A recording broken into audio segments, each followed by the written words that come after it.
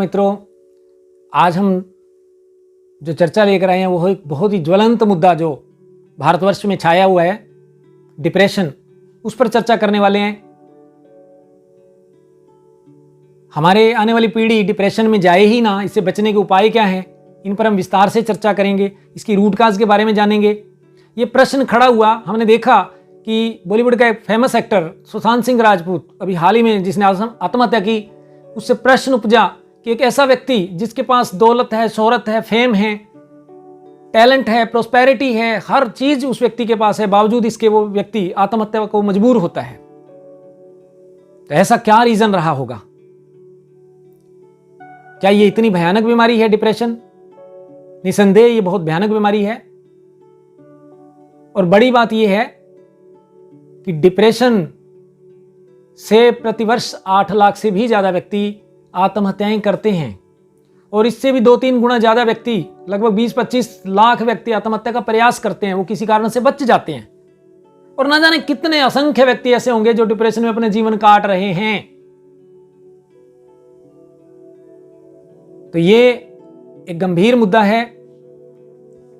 और दूसरा जो हम देख रहे हैं, विश्व में कोरोना महामारी चल रही है,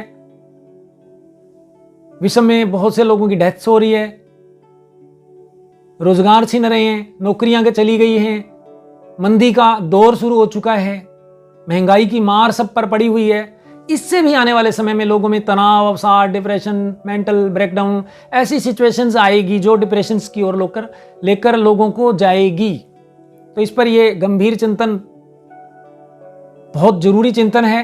और इसमें सबसे बड़ी बात, आपको कुछ जादुई टिप्स ऐसे बताएंगे कि इन फ्यूचर आपका बच्चा डिप्रेशन में जाएगा ही नहीं। बहुत ही सहज है ये। बच्चों की परवरिश बहुत सामान्य ढंग से, कुछ थोड़ी सी अवेयरनेस के साथ अगर की जाए तो हमारा बच्चा इतना स्ट्रांग बनेगा कि वो डिप्रेशन में तो जा ही नहीं सकता। तो इसके बारे में हम आपको इस वीडियो में बताएंगे। अगर आप लोगों ने हमारा चैनल सब्सक्राइब नहीं किया है तो प्लीज चैनल सब्सक्राइब कर लीजिएगा, ताकि आने वाले समय में आपको हमारी प्रत्येक वीडियो मिलती रहे। अब रही बात डिप्रेशन की, जिस पर हम विस्तार से चर्चा कर रहे हैं, सबसे पहले ये जान लेते हैं कि डिप्रेशन या तनाव क्या है। क्या इसकी शुरुआत सामान्य व्यक्ति में किस तरह होती है? हल्की सी टेंशन से शुरुआत होती है। टेंशन या जिसको हम हिंदी में तनाव कहते हैं, जैसा कि नाम से ही स्पष्ट है, टेंशन यानी टेंस यानी तना हुआ, खिंचा हुआ, और तनाव तना हुआ। जैसे आमतौर पर हम 3 काल हैं, जो बीत गया जिसको हम भूतकाल कहते हैं, जो चल रहा है जिसको हम वर्तमान कहते हैं, और जो आएगा उसको हम फ्यूचर कहते हैं। जो व्यक्ति भूतकाल में और भविष्य काल में खिंच जाता है, यानी भूतकाल में कुछ ऐसी हमारे से कुछ गलतियां हुई होती है जिसका हमें पश्चाताप होता है, अपराध बोध में होते हैं, कुछ हमारे को घाटे लगे होते हैं, उनसे हमारे को चिंताएं होती है। इसी तरह जो युवा वर्ग है वो फ्यूचर की टेंशन्स बहुत लेता है, क्या होगा, भयभीत रहता है। तो इन दोनों के बीच में झूलना, यहां से तनाव की शुरुआत होती है। और वर्तमान में रहने वाला व्यक्ति हमेशा मस्त रहता है, उसको कभी डिप्रेशन छू भी नहीं सकता। इसका एग्जाम्पल है हमारे बच्चे, छोटा बच्चा जो आप लोग देखते हैं कि किस तरह प्रसन्न चित्त रहता है, सारा दिन मस्त रहता है। और जब हम चर्चा करते हैं डिप्रेशन की, तो डिप्रेशन की 2 अवस्थाएं हैं। पहली अवस्था तो वो है कि डिप्रेशन में कोई व्यक्ति आ गया तो उसका क्या इलाज हो, और एक ऐसा है कि कोई व्यक्ति डिप्रेशन में आए ही ना, क्या कुछ ऐसा हो सकता है? तो हम सबसे पहले तो इसी पे ही चर्चा करेंगे कि कोई व्यक्ति डिप्रेशन में जाए ही ना, किसी को डिप्रेशन का सामना ही ना करना पड़े। और यह बहुत ही सहज है, सरल है, लेकिन इसके लिए माता पिता की अवेयरनेस बहुत जरूरी है। आप चाहो तो आपका बच्चा इन फ्यूचर कभी भी डिप्रेशन में नहीं जाएगा। बस अब वीडियो को ध्यान से सुनिएगा और अंत तक सुनिएगा। बच्चे की जो अवस्था होती है, जब बच्चा जन्म लेता है तो वो सुपर कॉन्शियस माइंड के साथ पैदा होता है। सुपर कॉन्शियस माइंड क्या होता है? जिसमें दो ही ऊर्जाएं प्रधान होती है, प्रेम और क्रोध। बच्चे को ये दो ही चीजें आती है, या तो उसको गुस्सा आएगा या उसको प्रेम आएगा। तीसरा वो नहीं जानता क्या अच्छा है क्या बुरा है, उसको कोई मतलब नहीं होता। ना उसे भूतकाल में से कोई मतलब होता, ना फ्यूचर का उसको कोई डर होता। इसलिए बच्चा हमेशा प्रसन्नचित्त और मस्त रहता है और आनंदित रहता है और हमेशा प्रसन्न रहता है, और अपनी इन्हीं अपार ऊर्जाओं के बल पर बाल हट के द्वारा बच्चा मनचाही चीज हासिल भी कर लेता है। और इसी बच्चे के प्रेम से, मुस्कान से, उसकी निर्दोषता से, निश्चलता से कोई भी उसकी तरफ अट्रैक्ट हो सकता है। अगर इस भावों को हम बचा लें, इस मन को हम बचा लें, लेकिन जो जो बच्चा बड़ा होता जाता है हम क्या करते हैं? हम इस सुपर कॉन्शियस माइंड को खत्म करते चले जाते हैं, जाने या अनजाने। बच्चे में डर डालते हैं, उसको डराना शुरू कर देते हैं। सो नहीं रहा तो उसको सोते समय डराया जाता है। इससे क्या होता है? बच्चे के सबकॉन्शियस माइंड में वो डर चला जाता है। ये अवस्था होती है 5 या 6 वर्ष की। जो बड़े व्यक्ति, महान व्यक्ति, जिन्होंने दुनिया के अंदर कुछ अचीव किया, अगर उनका एक गंभीरतम अध्ययन किया जाए तो ये बात निकल कर आती है कि जितना भी महान विराट लोग हुए हैं, जिन्होंने अपूर्व सफलताएं प्राप्त की हैं, उनके जीवन के अंदर उनकी बाल्यावस्था का सुपर कॉन्शियस माइंड बच कर रहा, बड़े होने तक वो मन बचा रहा। आमतौर पे उस मन को खत्म कर दिया जाता है, क्योंकि प्रेम और क्रोध जब दबाना पड़ता है, जैसे बच्चे को मारा जाए तो बच्चा क्रोध दबाएगा, डरता हुआ अब क्रोध करेगा नहीं, डरेगा। उसको पता है अगर तू क्रोध करेगा तो तेरे को मारा जाएगा, पीटा जाएगा। अब बच्चा दब जाता है, उसकी भावनाएं दबती हैं। इसी तरह बहुत से बच्चे ऐसे होते हैं जिनको प्रेम नहीं मिलता, तो वो इमोशनल टची हो जाते हैं, तो वो बड़े होकर फिर भावुक किस्म के बच्चे, टची नेचर के बच्चे बनते हैं।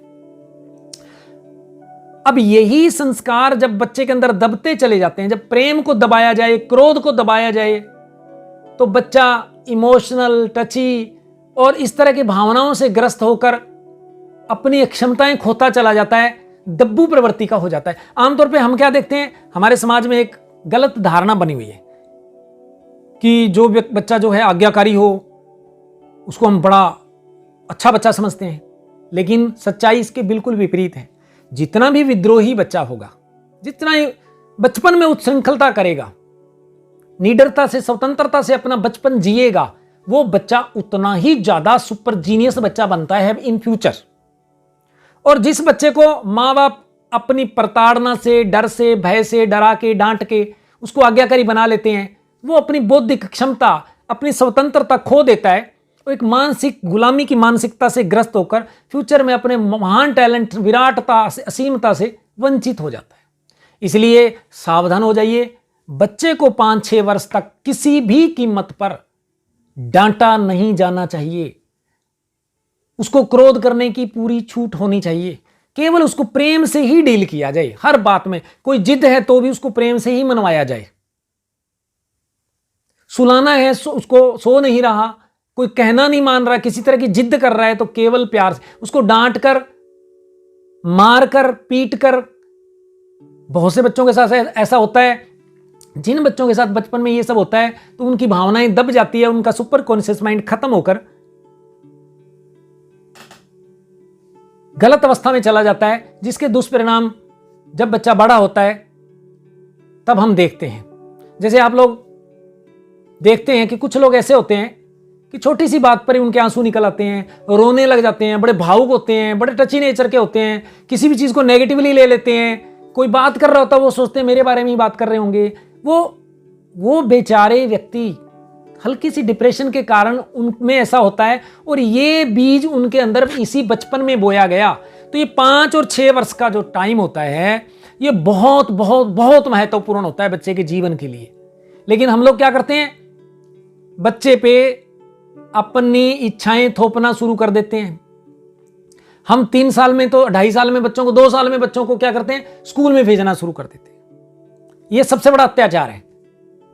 5 या 6 साल तक जो बच्चा स्कूलिंग नहीं करेगा, स्कूल में नहीं जाएगा, वो सुपर टैलेंटेड बच्चा और सुपर जीनियस बच्चा बनता है। लेकिन क्योंकि आजकल एक कंपटीशन का दौर है, हमें माता पिता को डर रहता है, भयभीत रहते हैं कि हमारा बच्चा पिछड़ ना जाए। तो बच्चे को स्कूल ऐसा होना चाहिए जिसमें प्लेवे टाइप इंटरेस्टिंग गेम्स, उसको पढ़ाई का कोई दबाव ना हो, खेलने का जबरदस्त मौका, उसको नाचना कूदना मस्ती करना, ये बचपन है। और आजकल बच्चों के बचपन को खत्म कर दिया गया है। 2.5 साल के बच्चे को स्कूल में भेजा जाता है, पढ़ाया जाता है, वहां स्कूल में भी उसको डांटा जाता है, तरह तरह के उस पर दबाव होते हैं, बच्चा करना कुछ चाहता है, करवाया कुछ जाता है, बच्चे का शोषण होता है, जिससे उसके मन पर गंभीर घाव लगते हैं और बच्चा अपने महान फ्यूचर की महान और विराट संभावनाओं को खो देता है। किसी भी बच्चे की अगर परवरिश इस ढंग से की जाए कि उस पर किसी तरह का 5 साल तक कोई दबाव ना हो, भरपूर प्रेम दिया जाए, क्रोध करने की जबरदस्त छूट दी जाए, उसको प्रेम स्नेह वात्सल्य ममता उस पर लुटाई जाए, तो वो बच्चा विलक्षण बच्चा बनेगा। उसको इन फ्यूचर टेंशन अवसाद दूर दूर तक ही नहीं आएगा। तो ये काल प्रथम काल है, शैशव काल जो बच्चे का, इसको बहुत ही ध्यान पूर्वक हम सब माता पिताओं को सावधान होना पड़ेगा, क्योंकि ये बच्चे के 80% दिमाग का विकास इसी आयु में होता है। 70-80% बच्चे के जो संस्कार भी इसी आयु में आते हैं। दूसरा आयु वर्ग जो है वो है 6 से 16 वर्ष का। जब बच्चा स्कूल में जाता है, ये जो आयु वर्ग है ये एक संतुलन का समय है। अब ऐसा समय शुरू हो गया कि बच्चे को डिसिप्लिन में रखना शुरू करना चाहिए, उसको डिसिप्लिन का अभ्यास शुरू करवाना चाहिए। अच्छा बुरा अब समय बच्चे को आया है कि उसको बताया जाना चाहिए। लेकिन एक बात फिर ध्यान रखनी चाहिए, हो सके तो, खासकर हमारे देश की ये समस्या है जो धार्मिकता है, बच्चे को 16 वर्ष तक धर्म से दूर रखा जाए, उसे आध्यात्मिकता तो सिखाई जाए, उसे स्पिरिचुअलिज्म तो सिखाया जाए, लेकिन उसे किसी विश्वास से ना जोड़ा जाए। जब बच्चे को हम विश्वास करना सिखा देते हैं, विश्वास जहर है, बच्चा खोजी नहीं रहेगा, बच्चा जिज्ञासु नहीं रहेगा, बच्चा साइंटिस्ट नहीं बनेगा, बच्चा स्पिरिचुअलिज्म नहीं जान पाएगा और अपने अंदर विशालतम चित्त की महान विराट शक्ति से हमेशा के लिए वंचित हो जाएगा।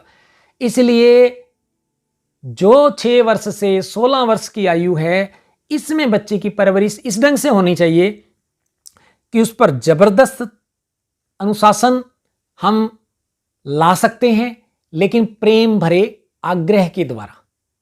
बच्चे को अच्छा क्या है बुरा क्या है ये सब सिखाते हुए, साथ में उस पे, क्योंकि जो बच्चे के अंदर जाएगा वही बाहर निकलेगा इन फ्यूचर, वो संस्कारों में संस्कारित होता है।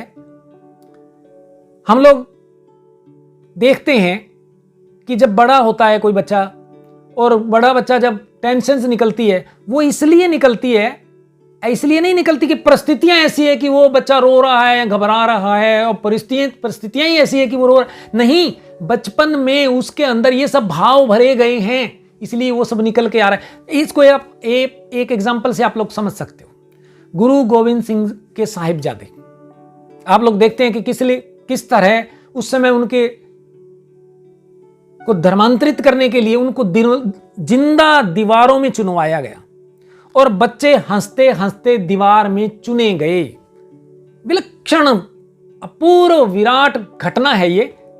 ऐसा कैसे हुआ कि वो बच्चे जरा से भी विचलित नहीं हुए, उनके चेहरे पे सिकन तक नहीं आई? ऐसा इसलिए हुआ कि उन बच्चों में 6 वर्ष तक उनको वीरता की बचपन में कहानियां सुनाई गई थी, उनमें डर नाम का संस्कार नहीं डाला गया था, उनके संस्कार में ही नहीं थी ये चीज। उनकी परवरिश ही इस ढंग से हुई कि बच्चों के अंदर कोई टेंशन अवसाद या किसी प्रकार का भय नहीं, भय का संस्कार नहीं। तो भय का संस्कार सबसे खतरनाक संस्कार है जो हम जाने और अनजाने अपने बच्चों में डालते रहते हैं। आमतौर पे क्या करते हैं, किसी छोटी सी, हम बच्चे को किसी कारण से नहीं मान रहा हो, छोटा बच्चा जो होता है, तो उसको बचपन में ही डराना शुरू कर देते हैं। और यही डर, ये जो बीच की किशोरावस्था है जिसकी बात मैं 6 से 16 वर्ष की कर रहा हूं, इसमें भी ये संस्कार चलते रहते हैं। तो 6 से 16 वर्ष की आयु जो है वो एजुकेशन की है।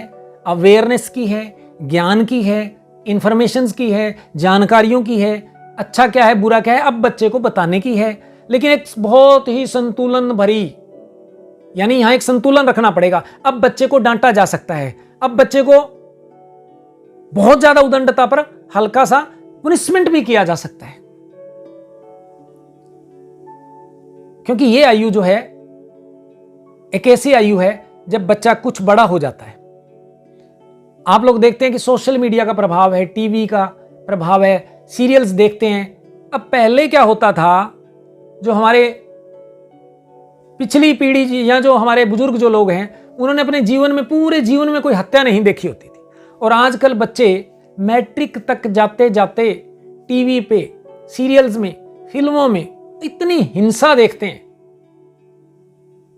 इतनी हत्याएं देखते हैं, इतने मर्डर देखते हैं,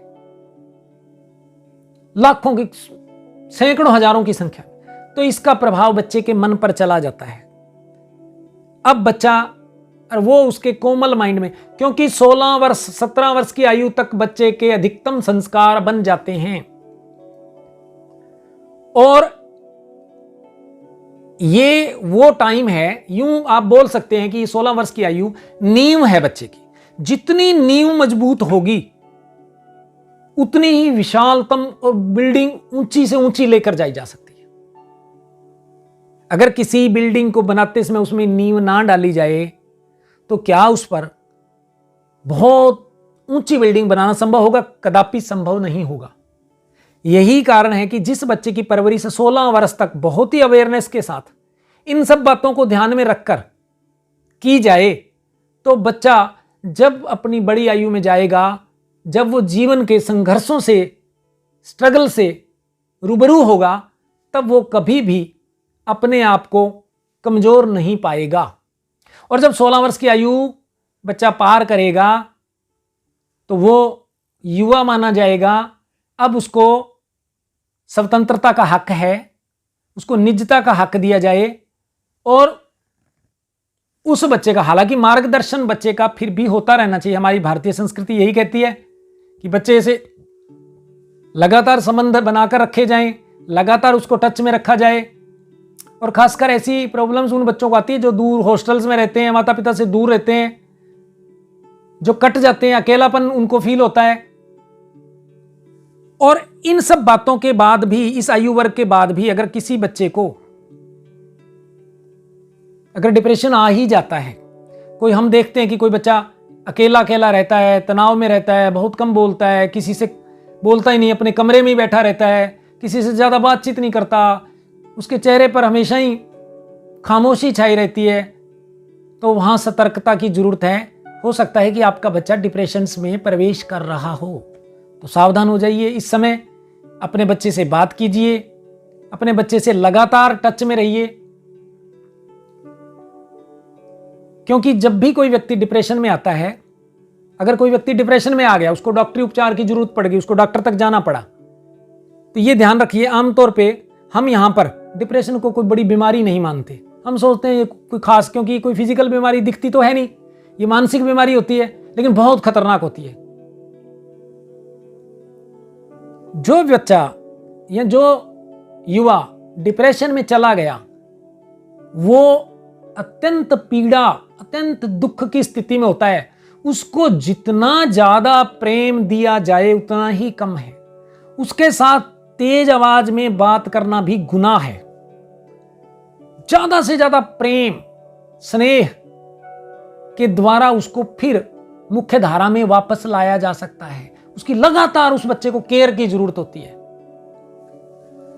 मेडिकली क्या उपचार है ये तो डॉक्टर्स तय करेंगे, काउंसलिंग्स होती हैं, लेकिन सबसे बड़ी काउंसलिंग, डॉक्टरी काउंसलिंग, मेडिसिन के अलावा